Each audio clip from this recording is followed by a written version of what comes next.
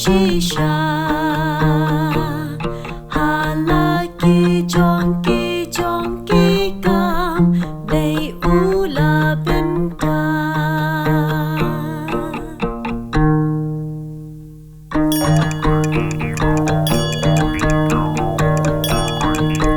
kan ula long unong rep abel di unong rilang rod halaki jonki kam gila ya sumarok shisha kanula walam ya kiso manlong jing ay nguya utray abel di yukun lang rod basyan bablong bukan ula bidale ula penyam noyu para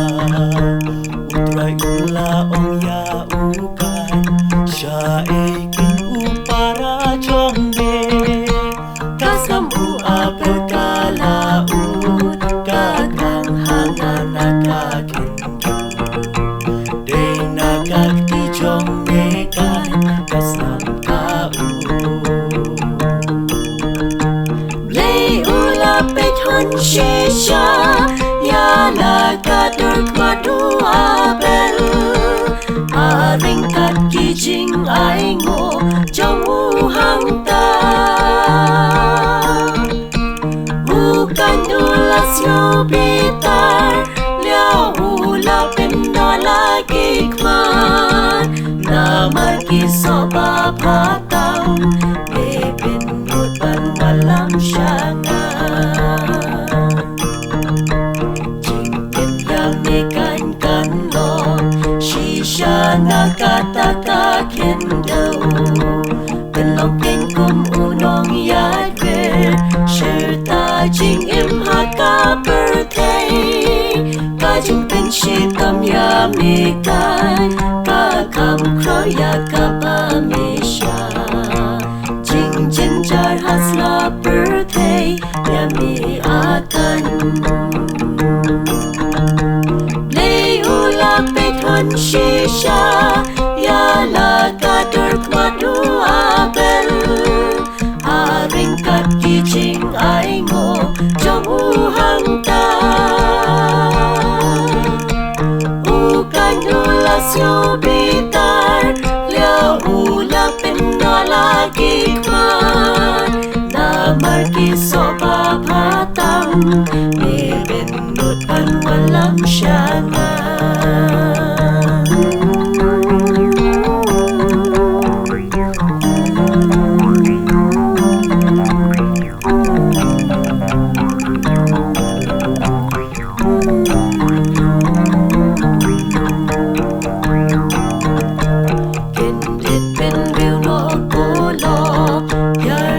kijing long snail baro yoba play on sa bitar no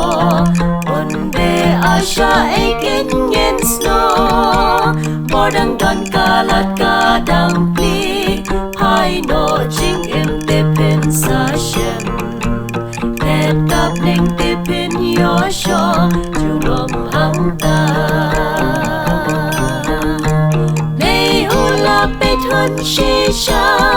yala kadur kwadu abel aringkat kijing aingo jamu hangta